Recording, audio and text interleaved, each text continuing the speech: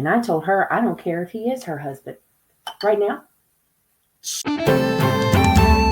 It's time to rise from the grave, pour yourself a cup, and enjoy the coffee crypt. Hey, good morning, everybody, and welcome back to the Coffee Crypt. Good morning. How you doing? You are so news anchory when you say that. Good morning. Listen, I've watched enough of the Today Show and all Good Morning America, all that crap. I've watched enough. It's ingrained. It just automatically comes out. I actually used to work for the Today Show for a little bit. Did you? I didn't know that. I did. Back in my film days, I was a stage hand. So I was doing like sets and props and things. That's awesome. Yeah.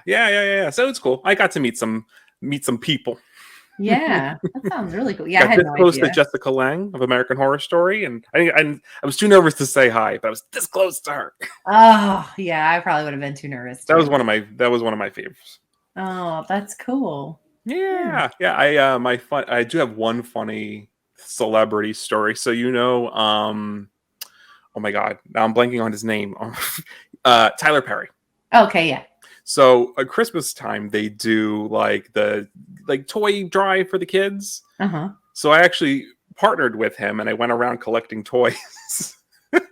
so I actually collected toys with Tyler Perry. Oh, that's cool. It was kind of a fun little, yeah. That's that was probably the most I spoke with like a celebrity. Right. That's still really cool though. And probably a lot of fun. Oh my God, he was really sweet, and he was funny. Yeah, it was good. Okay. But anyway, that's my little Today Show anecdotes. Cute. I love it. Yeah, I had no idea, but it totally makes sense now. Yeah. So I know we got a lot. Well, not too much actually. Not since the last episode. I know we had a lot to do. So it was kind of now it's like a few indie things, a few interesting stuff to talk about today, right? Yes. Yeah. So for trailers, the first one we're going to talk about is the Malibu horror story. Comes out October 20th. It's a limited theatrical release. So this was a one I had not heard of course, until you added it to the list. So I'm glad that you you know about so much more things. So this was a teaser trailer. Right? Yeah, it was less than a minute. Yeah, it's super short. It shows a lot though, which unfortunately it's probably a little bit more than they probably should have. Yeah, it makes me a little nervous. It seems got some Blair Witch energy kind of going on. It's supposed to be this is one you said is like mixed media, right? So mixed media, found footage. Yeah. So it sounds like cell phones and camcorders and a couple different things, which can either be done really well or not really well. So, so it looks like could be potentially pretty scary. There was some stuff that happened where I was kind of like, ooh,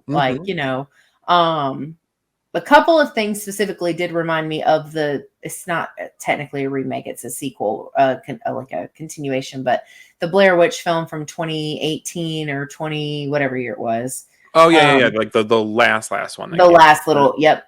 And then, but otherwise, I'm intrigued. I have mad love for anything that's found footage, especially anything that attempts to take it and do something unique, which this did look kind of like it had a lot going on, even in the little bit that we see. So I'm definitely intrigued by this. It doesn't really give too much of what's going on or anything as far as setup or story, but it shows the scares, a couple of the people that I guess are like our main characters and kind of the setting. I'm consider me intrigued. I'm intrigued by it. Yeah, I mean, the little bit that I read from an article that was talking about it was the director just kind of wanted to focus in on, a horror setting that isn't really utilized. Like, you don't really see Malibu like being a location for a horror movie at all. I can't think of one at all. But the one thing that was striking to me was the creature design, which I kind of want them to pull back on a little bit, especially in the trailers. But the creature looked cool. It's just kind of how I felt about the last voyage of the Demeter. Like I felt like they showed too much of Dracula in the trailer, And then in the movie, they showed him kind of a little bit too early on, which I feel like kind of spoiled some of the tension that they could have been building. Yeah, because you already knew what he looked like. Yeah. So I'm a little worried about, that happening here, but maybe there's more. Maybe there's more they're not showing us. So. Yeah. Well, and I will say, talking about the location and doing it somewhere unique, there's nothing about the trailer that really shows that. It just looks like another.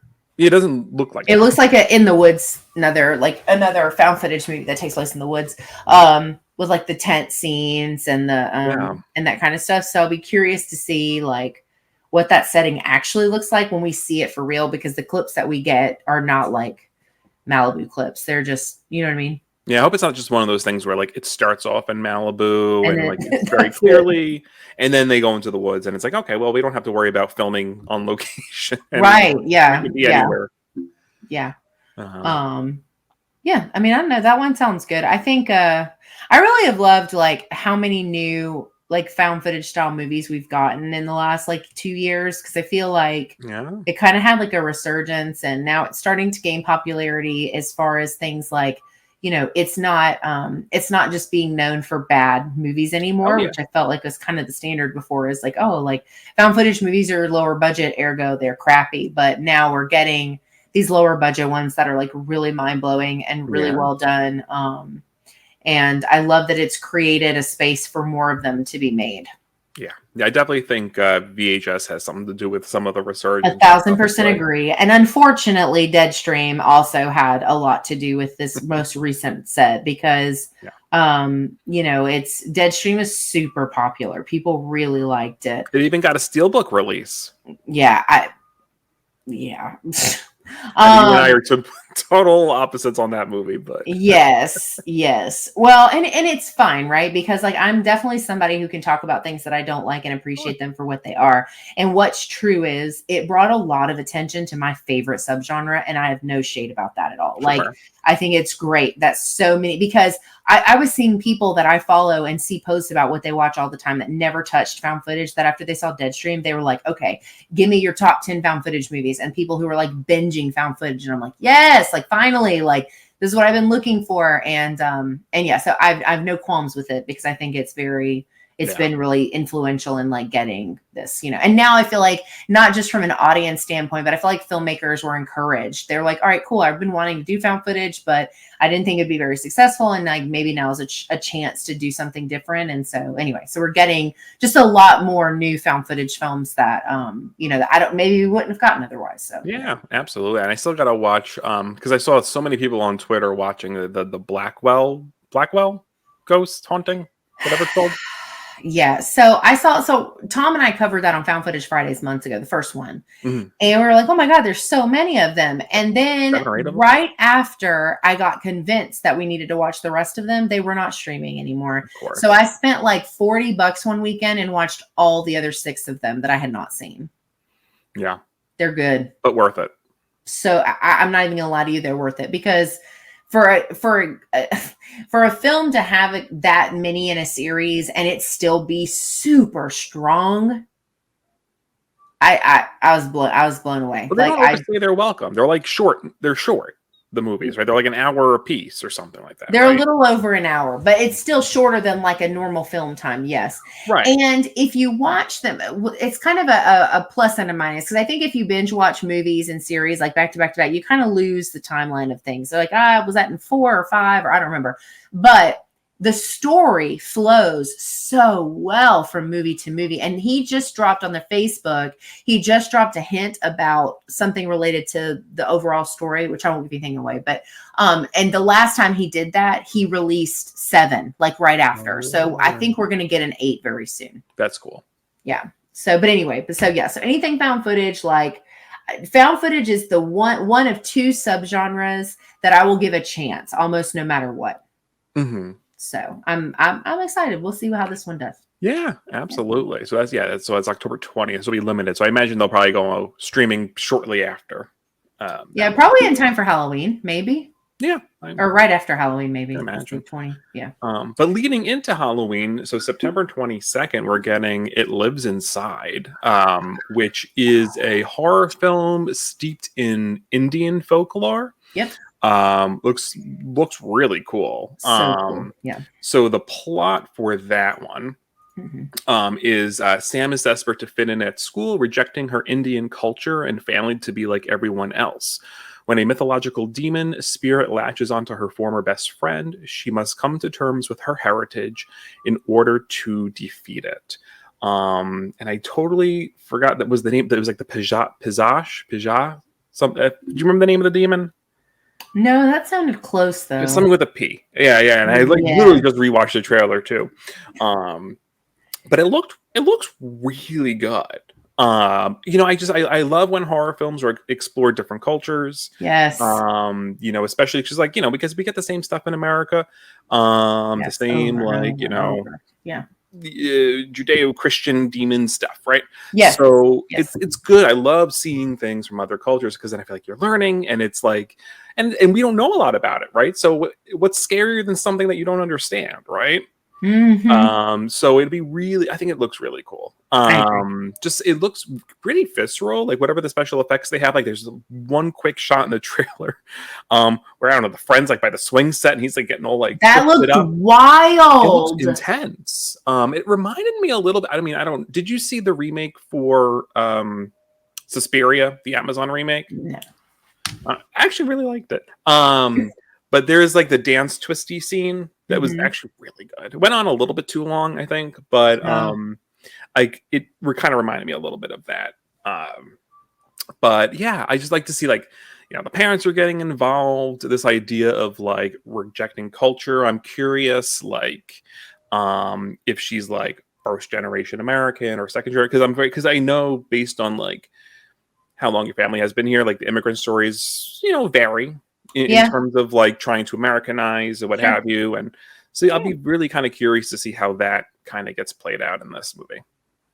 Yeah, I think this looks really creepy. Like it looked really good. And I also, like you said, I'm glad you said that about like the parents being involved and stuff, because I get so tired of seeing things where we spend the first hour of the movie being like with this one character that no one believes and just thinks is crazy. And you know how I feel about it, specifically when it's a female character. So I love that the mom in this seems to be very quick to jump in and be like, no, like, let's learn and let's talk about this. And let's which I just appreciate that. I think that's awesome. And yeah, there's something about that like glitchy body motion that we see in this is like so unsettling because it's so unnatural looking. Because she's like calls out to the friend or her mom. Oh, no, her mom, and it's not her mom, or it is, or I don't know. We don't really know yet. But it's like it does that like that thing, and you're just like, ooh, that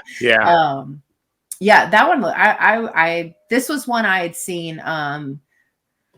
Man, I don't know. It came up on somewhere, but I had just seen this before we were getting ready to do the show, and I think this looks really good. And I'm just exactly like you said it perfectly. Like we just get the same stuff over and over and over, and the lore and the the religious components of spiritualism, like all these things that mix together and go for all these different cultures.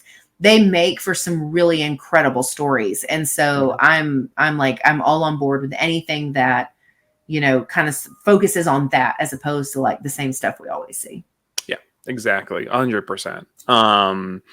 And so I know that is September 22nd. So that's theatrical.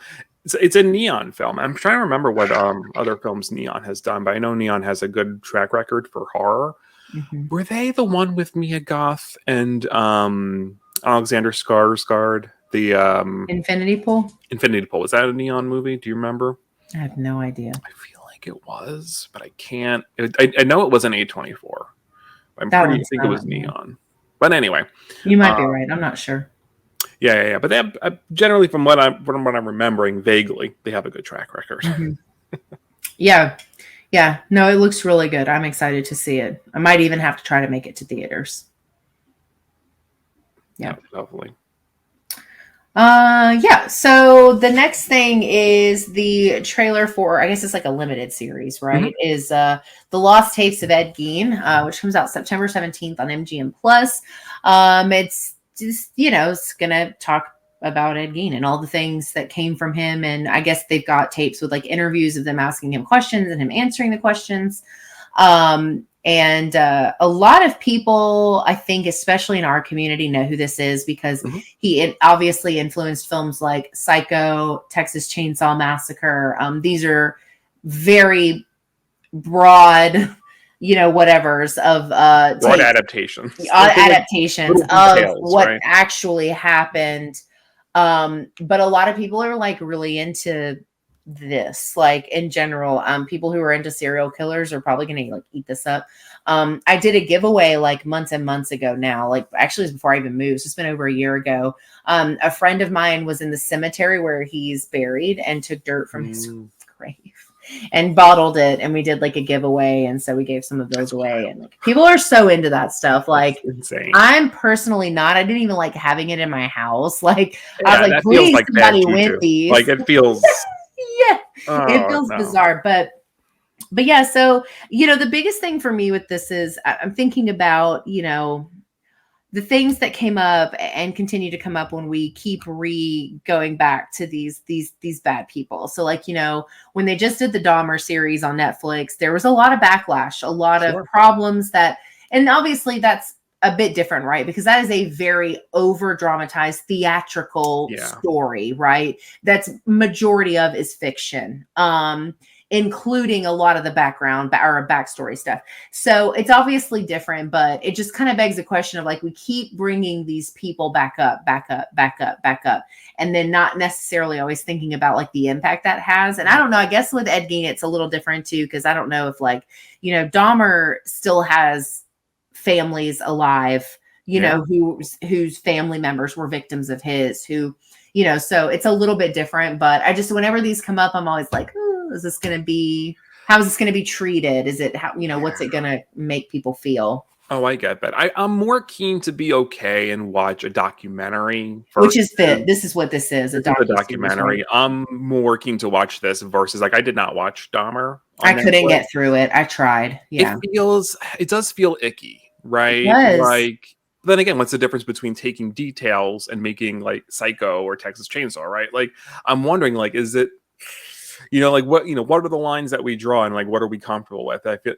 it's different for everyone, but I feel like when you have a series like Dahmer and he's your main character, there is an element of like, sometimes there's movies where the main character is a bad person, right? Villain stories, right? Sure, but it almost brings into like, are you supposed to feel there's almost like, because they're the main character, they're the protagonist in some way. Yeah, well, and Dahmer in this Netflix series is painted as like a romantic, like and it's like, I think it's one thing to be like, for Dahmer specifically, like, yeah, it sucks that he couldn't be who he was born, and as far as being a gay man, right? And he felt like he had to like, that does not change anything else. That doesn't automatically mean, oh, poor him. Like, no, he did a lot of really messed up stuff and hurt a lot of people and hurt a lot of people's families. And he's not this super adorable, like, woe is him, like, that kind of thing. Right. Like, still a monster. And like, absolutely. Like, even if he was allowed to be openly gay, right? If he was that much of a monster, he would do it. It wouldn't have mattered in some other way, right? No, it would not have mattered. It wouldn't have mattered. But it's interesting, right? I just this drama, but definitely as a documentary, I'm definitely going to check it out. I do like MGM. So too. Yeah. Do you have MGM Plus? MGM Plus. So I have it as like an added channel on YouTube TV. Okay. So it's not like a streaming service. No, because it came from Epix. So it came from Epix, right? So MGM Plus, I think, is just like a channel. Like, that's how I watch From. Yeah. It was, which Epix. I was upset when it switched because I used my best friend's YouTube TV and it did not transfer over. So like, she had signed up for Epix for me to be able to watch From, literally. And Chapelwaite. Can't forget Chapelwaite. And so like, and then when it changed over, it didn't carry. So I haven't been able to watch the second season yet of From. Oh, I'll give you my login. You're a peach, because I love like From, made my top list for last year, 2022, because I was obsessed with it. Like I literally watched it all in like a night and a half. Like I was so into it. The It twist was, at the end of season 2. oh, I I'm like, can't wait. Yeah, I I'm need in. to see it. I need to see it. And they're supposed to be doing a second season of Chapel 8 too, which I don't know if they will, but I hope they do because I love that too. I don't know. But I feel like I did hear that it was picked up. Yeah, it's not canceled. Well, that's because it's not on Netflix, right? If you're on Netflix, if you're not on Netflix, you're probably at least a little safer than You're in danger on Netflix. But yeah, so I'll have to get on top MGM so I can watch this because I am very curious because I'm with you. I do like the documentary things. I like learning the things that like we didn't know before, or just like that kind of stuff is really interesting to me. And yeah, so we'll see. 9/17 on MGM Plus. And then our last movie trailer is for Black Mold, which is coming out. Well, it's getting its UK Fright Fest premiere, so I don't know when it's going to go wide, but they released a trailer leading up to that. And the short synopsis that they have on YouTube is, while exploring a decrepit and abandoned facility, an auspicious photographer faces off against her traumatic past. So the traumatic past, I'm wondering, the trailer shows some scenes taking place at a funeral or at a wake. And there's some like weird stuff with like the casket. And I don't know if she's young at this point, or she's just, this is the same actress, they just made her look a little bit younger. So I'm very curious like what that trauma is. I'm not sure if this facility that's shut down is the same place as where this wake is being held. I kind of thought maybe it was, because it does kind of look like she's still in like a funeral home, but maybe not. The glimpses are kind of short.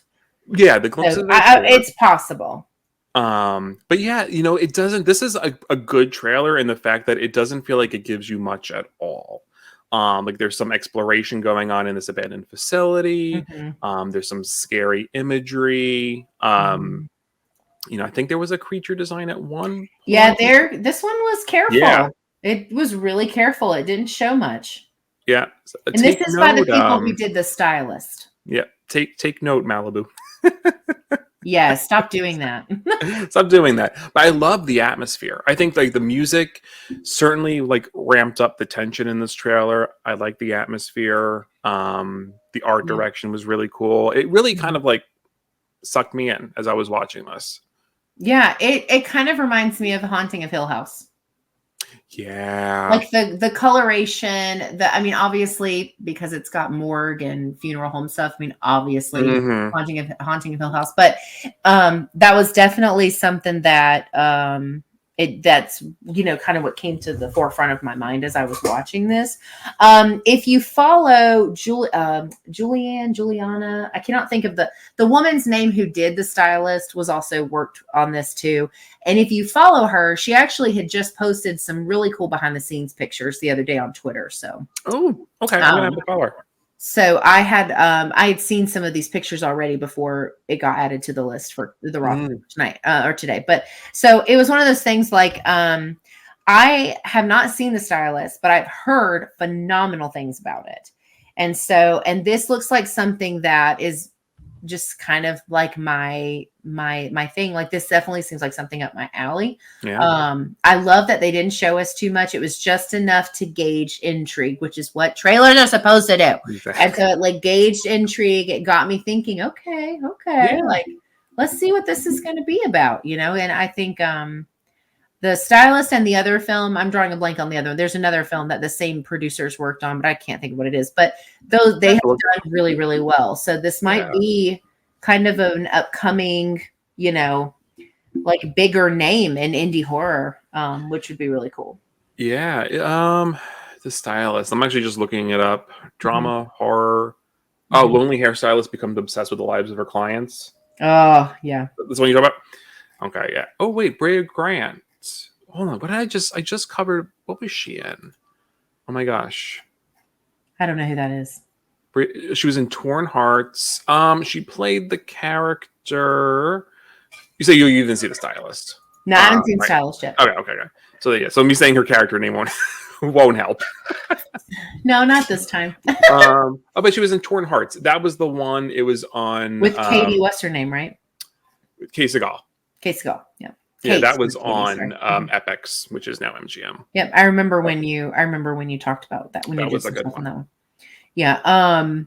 But yeah, I think this looks good. Like I said, definitely gave me like Hill House energy, which I absolutely love that Yeah. series. So I love an um emotional horror film. I Like, love it though. I'm yeah. here for it. Like if it can make me feel something, that's 9 times out of 10, it's gonna rate higher for me because it made me feel things. Because when you're talking about horror, that's not always something that's necessarily easy to accomplish. So this looks good though. I'm knowing the success of the other two films, I am even more intrigued. I'm glad that they're still putting stuff out, and I need to catch up before I see this one, but definitely interested. Absolutely. So again, that's UK Fright Fest. I'm jealous. We hope we get it soon. Yeah. Well, hopefully, yeah. After it does the festival circuit, that can take some time sometimes. Yeah. So moving into, I guess, more like our trending stories and our news.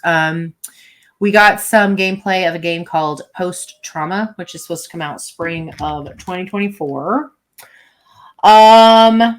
Post Trauma is a horror game inspired by genre-defining classics, which, if you watch the gameplay, you will be able to name all of them. Play as Roman, a middle-aged train conductor trapped in a terrifying, twisted reality. Explore the unknown, unravel mysteries, and try to survive the unspeakable horrors that lurk in these threatening surroundings. Yeah, so this is going to be for Xbox One, PlayStation, and PC. So you'll be able to play it all on around. most, like all the platforms. Yeah, so you go into this, you're immediately going to go, oh, Silent Hill, like right off the bat. Yeah. Mm-hmm.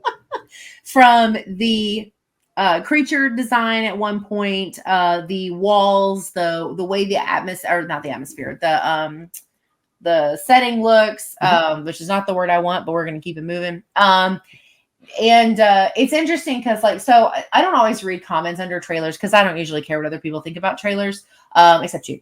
And so, but I was looking at the gameplay comments in the video, and somebody was like, the worst thing about this is like the character design. I'm like, why? Because he looks normal and he's not a half naked female. Like he just looks like an average Joe, right? Like he's got some shaggy hair, little belly going on. Like he looks like a normal human being.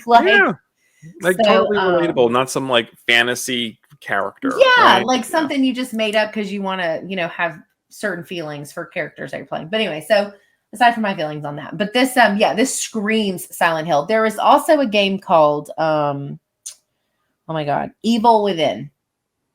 Oh yeah. Yep. Yeah. So there is a specific moment where we get to see like one of the creatures or monster. We don't really know a whole lot about it. So I'm not sure what it's exactly supposed to be. But it looks a lot like the sister monster from Evil Within, which is not a complaint. I love that game. The first one, the second one has some problems, but the first one was really good.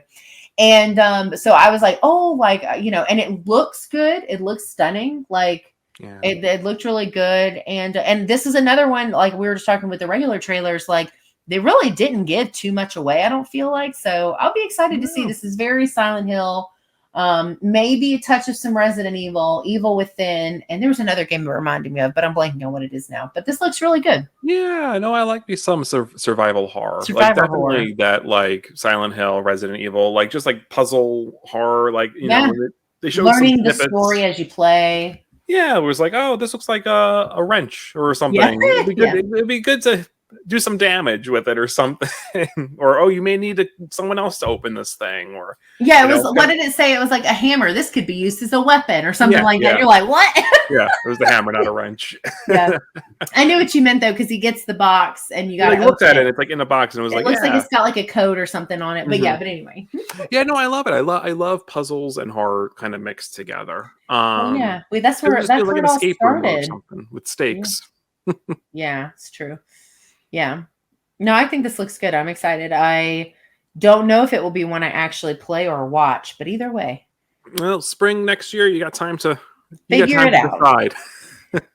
Maybe I'll have my computer upgrades and I'll be able to play it and make videos about it. That would be great. Well, I'll definitely put it on my wish list and kind of follow it as it's going along. I wonder if they'll do a demo.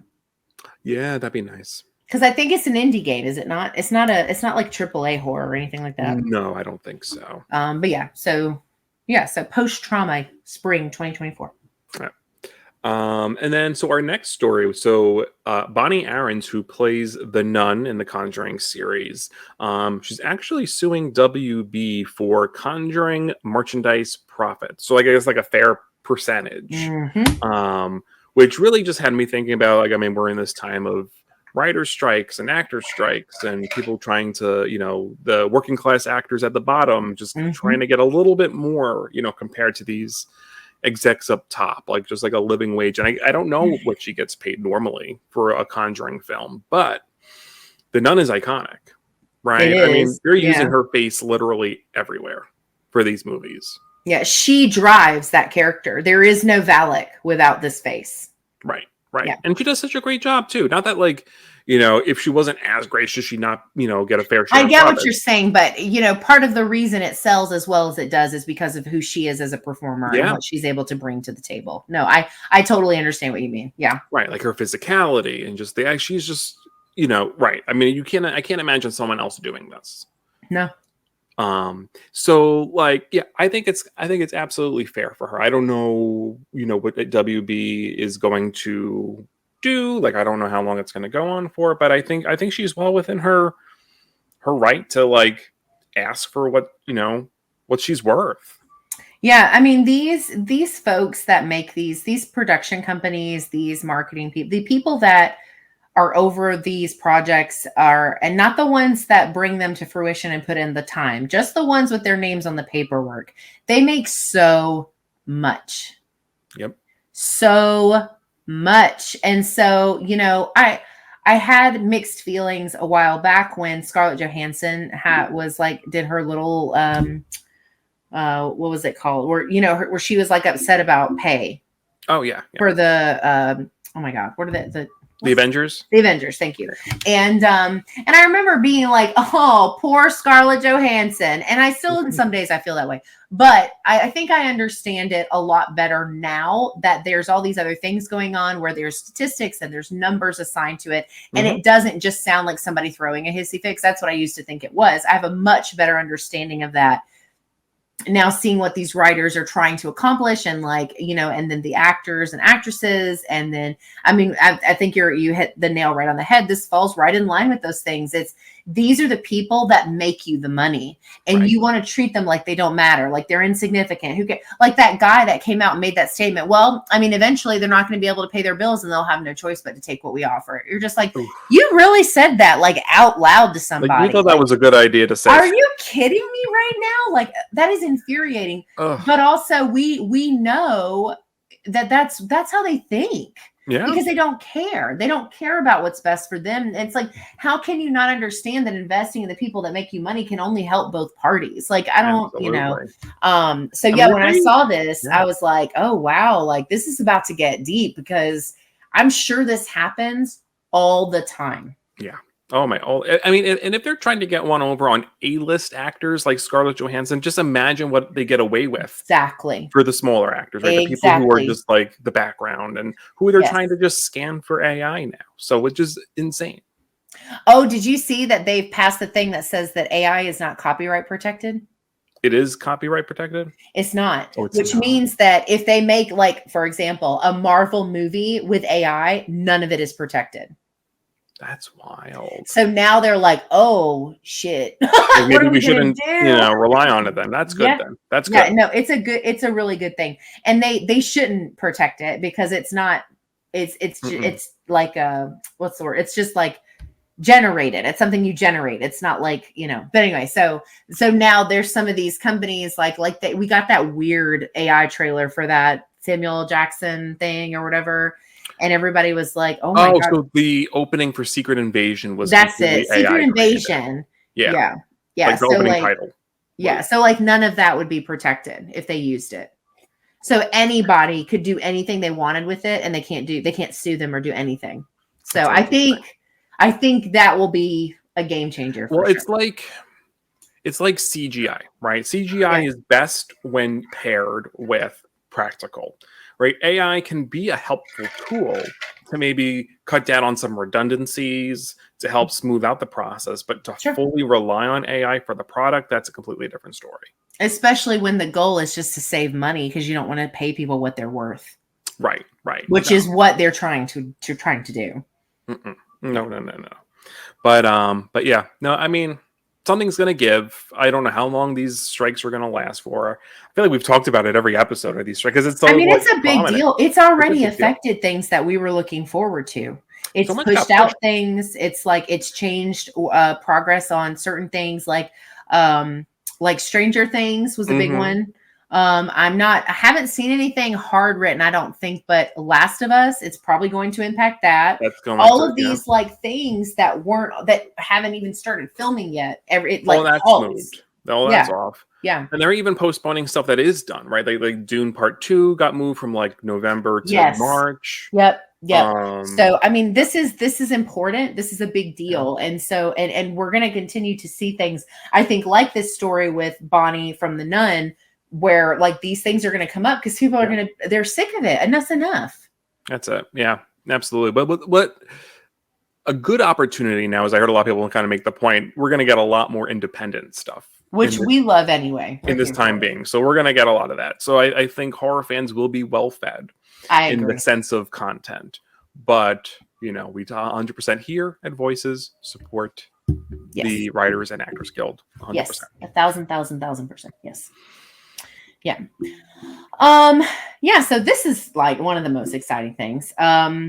And that's the finally discussing the 13 Ghost TV, a possibility or an in development of a TV show for 13 Ghost. There have been memes and posts about this concept since the movie came out a bajillion years ago. Forever. Yep.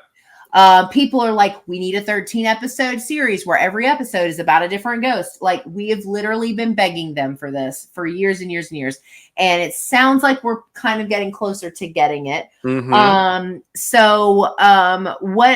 is what the guy said. Every culture in the world has its ghost stories. And this reimagining of 13 Ghosts presents on an international sampling of these supernatural tales, which, you know, I'm definitely here for. The ghost stories within each episode will have their own stylistic look and feel that will be explored and influenced by each individual director. I love when they do that. This makes our ghost vignettes stand out stylistically as they set the theme for each episode. This sounds super cool. So cool. Like super cool. This to me is like what I would call like the very definition of like a passion project, because this sounds like a lot of thought and love has gone into this concept. Yeah. It also said that there's going to be a proposed AR component for 13 Ghosts that would allow audiences to download an app and either see additional ghosts both on screen and also in their house. That Angel will not be using because that will freak me out. I might use it. I don't know. But that's kind of a cool concept. It's very cool. It's very, very cool. What they should do though is make it work with glasses. I don't know. Ooh. I know that'd probably be like so expensive, but that would be cool to have like some type of something with glasses that make you see things. That would be cool. Well, if you get like VR headset with it, kind of. Oh my God. Be really cool. I don't know. Or like reminds me of Google Glasses. I don't know if that's still around. Yeah, that's true. Yeah, but I think it would be a really cute marketing thing to like utilize the glasses, because that's how you see them in the movie. Right. And so it would be really cool to utilize it in that way. Or even if like the app, like let's just say you turn your phone, you know, landscape, or well, I guess you'd say horizontal, not landscape, but horizontal, and it looks like you're wearing the glasses on the screen. I would even be down for something like that, but I think that would be a missed opportunity to not do something with the glasses. But so my best friend is not a big horror fan. She can do the slashers. She's a really hard sell. She can do gore, but she's a really hard sell on the supernatural, like ghosty, paranormal stuff. It's too much for her. She's not a big fan of jump scares. When I tell you she loves 13 Ghosts, she loves 13 Ghosts. That's one of her favorite scary movies. And so, and she and I, we talk every time we see that stupid picture where it's like, we need a series. We always send it to each other because it's like this ongoing thing. But anyway, so very, very, very excited about how all of this sounds. Yeah. I'm very curious how they're going to structure it. Right? Like if they, right, 13 Ghosts, 13 episodes, but I feel like you also need bookends, right? Like you need to have a story about the house and like what brings people to the house, what happens at the end, right? You have to kind of weave it, right? Yeah, and in this article, there's some concept pictures that do Mm, show devices and things, like what he yeah. uses to capture the ghost. And God, what was the other one? There's a couple things in it that looked, like there has to be. I'm like, I think there's gonna have to be tie-ins to the house. Right. But Right. yeah, I'm very curious because I think if they play this smart, this is gonna kick ass. Like it can be so good. Yeah. So Yeah. I just like the idea of like different cultures, different directors. yes. Like it's such a great setup for an anthology. Like I love an anthology with a gimmick, right? Yeah. Because sometimes you can get a gimmick that just feels very like forced, right? Mm. But then you get a gimmick that feels so organic. Yeah. And I just feel like 13 Ghosts is just so like ripe for that. I totally agree. It kind of makes me think of the Cabinet of Curiosities. Yes. How each Yes. story was a different director. It started out with the same gimmick, like you said. Del Hmm. Toro comes out, he pulls something out of that cool ass house thing, Hmm. and he pulls a little thing of a character and then a piece from the movie, and he's like, "This is the director," and then he's like, "That was really cool." So I'm Yeah. here for all of that. Yeah. Absolutely. Mhm. But yeah, it's been so long since I've seen the movie, but the Jackal is still burned in my That's the brain. one I always remember too, and the It always, princess. and which one? The princess. Oh, yeah. Okay. Yes, yes, Yeah. yes. But that's just because she has like, okay, so like when I was getting ready to set up the announcement that I wanted to do the bathroom anthology, Mhm. that scene from 13 Ghost is the one I always think of when I think of bathroom horror. Oh, Always. yeah. It's so good. It's iconic at this point. Like it's such a great film. This really has, I mean, this could really be some mind-blowing stuff. So I'm really excited. Oh, absolutely. Yeah. Yeah, unfortunately, something that's going to probably be delayed because of the strike. Yeah, yeah. But, when everything gets moving again, I hope that just means it'll be that much better, right? If people are happy at their job, we got a good product. Agreed. Yeah. So, Totally agree. yeah. But I think that's all we have for our news stories. Mhm. So we have some recommendations. So mine is less of a shout out and more of like a what I've been up to lately. Yeah. So I've been reading the Fear Street books. I so Awesome. so there's a collection called The Beginning, which is the first four.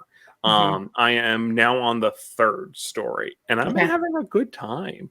Yeah? I mean, these stories that I'm reading right now were written in 1989, Yeah. so it's just kind of fun to go back and like So like these are first reads for you? You've never read them? I never read the Fear Street Oh, books. wow. I Okay. read the Goosebumps books Sure. because that was probably more my age range at that Yeah, time. Fear Street is more like young adult, or It I was mean, more like teen, young teen. adult. Yeah. So Yeah. like I was more Goosebumps age when Yeah. Fear Street was still happening.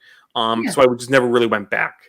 So I was like, Sure. you know what? I've been wanting to watch the movies again. I actually might make my husband watch them for a Halloween season. They're so good. I love the Fear Street trilogy, and they're They're supposed to be doing the fourth one. But I'm really enjoying them. I'm oh, good. surprised by some of the stuff that R.L. Stein kind of got away with. Mm. But I don't know because I guess you know what book ratings aren't like movie ratings in the sense of like You're right. it is different and like but I'm reading some of them. I'm like, this is very pre-Columbine because some of this stuff would not fly. Yeah. I was like, That's ooh, true. but it Yeah. makes for some good storytelling. Yeah. But it's just really fun and like so many references because they were written in '89. So like one of the characters is like, haven't you seen Poltergeist? This is gonna happen to you if you go in that house or something. You're gonna Yeah. get stuck through a TV. So that's just been really fun to like, and Yeah. just Go so back many and read them for the references. first time. That's awesome. Yeah, so I read The New Girl, and what's it? The Surprise Party. So the Mhm. new girl was like mysterious girl, shows up at school, Mhm. teen boy gets obsessed with her, wants to figure out what her deal is, Mhm. but then she may not be who she seems she is, kind of thing. Right. And then the surprise party is like this girl is trying to throw a party for her friend who's returning. After like a year absence, her like boyfriend was murdered, and someone's been like sending this girl like threatening messages not to throw the party. So it's kind of like it's interesting, kind of. Yeah. So yeah, no, so I'm excited. So they haven't all been re-released. So I've been kind of like looking at eBay, trying to find ebook versions, Oh, trying to okay. find scans of some of these books because if I went on eBay to get these books, I'd be spending a pretty penny. So I bet, especially post movies. yeah. Well, they're all out of print, right? So when something's out of print, Yeah, you the can't just prices go nuts. Yeah. But I did see that there's some digital library, like legal archive websites that Oh, actually okay. have versions of these out there. Okay, that's cool. I think because if something's out of print, they're allowed to put it up there. Right. Okay, that'd be Because cool. you're not taking away sales. Right. It's not like they're going to make money off of it at that point. No. Yeah. So I think they're allowed to archive stuff on there. It's like called like the archivelibrary.org or something like that. Okay, cool. But yeah, so I'm going to try to find them. I'm very curious. I want to read the ones. There's the Saga series that goes back to like the beginning. And it tells like kind of the origin story. So I'm going to get to that one eventually. They're quick reads. I mean, they're like 150 pages. Yeah. know? Yeah. But that's what I've been up to lately. Yeah. So my recommend kind of came to me last minute because of a message I got on Twitter today. So I'm going to be recommending an author / account / content creator, whatever you want to call him. And that's my friend Radar DeBoard. So Radar has been on Voices before. We've done movie reviews. He's been on a couple of lives with me. He does a lot of work with Horror Fiend TV now too. But he's also a horror author. He writes some really fun, like sci-fi horror monstery type things. And he does a lot of content on TikTok, and he does things like one plot, 2 movies, and he does like a regular plot and then like a non-horror movie, and then like turning that plot into like a horror. He talks about older classic horror movies. He's a big cheese horror guy, like stuff like that. But what stemmed me wanting to, I mean, I'm a friend of his anyway. Like I would promote him in any conversation anyway. But the biggest thing was today, and was he messaged me randomly, because if you don't follow me on Twitter, which would be strange at this point, but if you don't, I have been ranting and raving about the fact that like Ingram Spark has been giving me a really difficult time trying to get that old house, the bathroom out. I've been trying since the end of June, 1st of July to get this book done, and it has not worked. They take weeks to approve or deny, and then every time they've denied it, it's been over like really insignificant things, and then I have to wait 3 more weeks. So I finally gave up. I asked them to pull the title for the ebook for the bathroom book, and decided, as much as I didn't want to, I was going to go through KDP. And so I was able to accomplish on KDP in 20 minutes what I could not get done with Ingram Spark in 2 months. So, wow. But randomly today, this afternoon, Radar messaged me and said, I just wanted to say, because he, spoiler alert, has a story in the second one that I haven't announced yet. I just wanted to say that I'm amazed and thankful that you're moving full speed ahead on this old house too, or that old house too. After all the shit you've been dealing with in regards for your health and Ingram Spark, I would 100% understand just canceling it, but you're powering forward, and I think that's incredible. And I said, well, thank you. I've had, this is first time publications for multiple authors and people who are just getting their very first acceptance. I could not let them have their stories. And then he said, kind of ironically, because I don't think he's actually religious, but he said, truly, you're doing the Lord's work. I know these first-time authors are probably never going to forget it. And then I said, thanks again. I said, I know KDP has its flaws, but it's what I got to do to get this out. He said, well, I think it's a huge deal, so thank you. I know it's a buttload of work too, and I just wanted to let you know that I appreciate it. And I said, I needed to hear this. I've been so discouraged with all of the BS from Ingram, so thank you sincerely for saying that. It means a lot. He said, of course, I've always got your back. And so I just wanted to share that, because I really was kind of losing my excitement about the story, not the stories. Right. The stories themselves I'm excited about, but the book process has been, the publishing process, the getting it out there, thing has been such a freaking nightmare. And I'm just like, oh my God, like what am I going to do? Like I have these like dates of these things that I've promised these authors and stuff. And I'm like, what am I going to do? Like, because they're wanting updates, and I'm trying to give them as often as I can. But like the second book, I should already have a release date for, and everything with the table of contents and everything should already be out. But I haven't been comfortable doing any of that because the other one was in limbo. And now that I got my proof today for part 1, and other than me being dumb and not changing the template from Ingram to KDP, that was on me. I do have to fix the cover, but otherwise it looks great. So I'll be able to get that out soon and ready to rock. And then I'll be able to start setting up 2, because I don't want 2 to come out in October. Do you know how many horror books are coming out in October. I'm Like, sure it's hot. heck no, I'm not trying to compete with all that. So Get ahead of the curve. I want to get it out before while we're in Yeah. spooky season, but it's not October. So I'm hoping for a mid-September release date. Tasha's finishing up the editing for it now, and then I've just got to get it formatted. But anyway, I just think that random things like that, I didn't expect that. And it just made me feel really good about it again, because I felt like I was failing the authors. I was trying so hard to help represent. And so it was really nice to hear from one of them that, you know, he is like really supportive and glad that I'm still doing it. And it means something to him. And it was just something that I didn't expect and I needed to hear, I think, to kind of help. And I just thought it was really sweet. So and I do like his writing as well. I've read, I think either the first and second chapters of one of his books on the podcast version of Voices,